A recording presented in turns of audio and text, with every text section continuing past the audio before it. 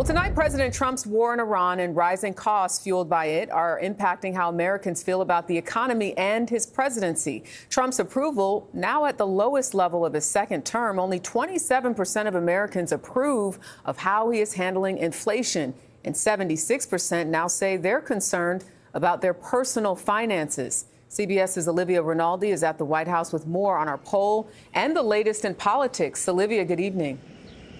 Good evening, Jerika. That new poll also found that 69% of Americans say they don't have a clear understanding of the situation in the Strait of Hormuz, as the war is adding to economic concerns here at home.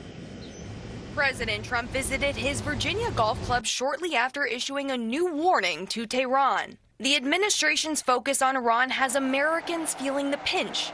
In new CBS News polling, almost 60% of Americans described gas prices in May as a financial hardship. Last week, the president dismissed affordability concerns. I don't think about Americans' financial situation. I think about one thing.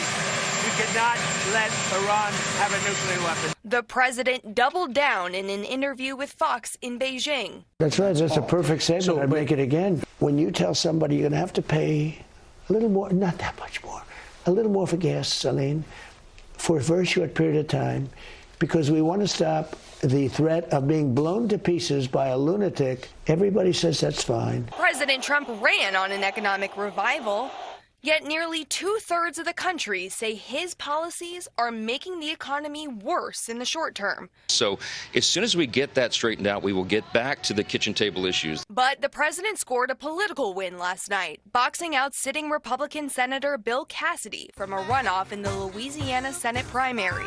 Cassidy voted to convict Trump in his second impeachment trial after the January 6th attack on the Capitol. When you participate in democracy, sometimes it doesn't turn out the way you want it to. But you don't pout, you don't whine, you don't claim the election was stolen. The president is hoping for another political win this week, the possible defeat of Republican Congressman Thomas Massie of Kentucky in his primary on Tuesday. Massie was one of the leaders of the bipartisan push in the House to release the Epstein files. Jerika? Olivia Rinaldi at the White House. Thank you.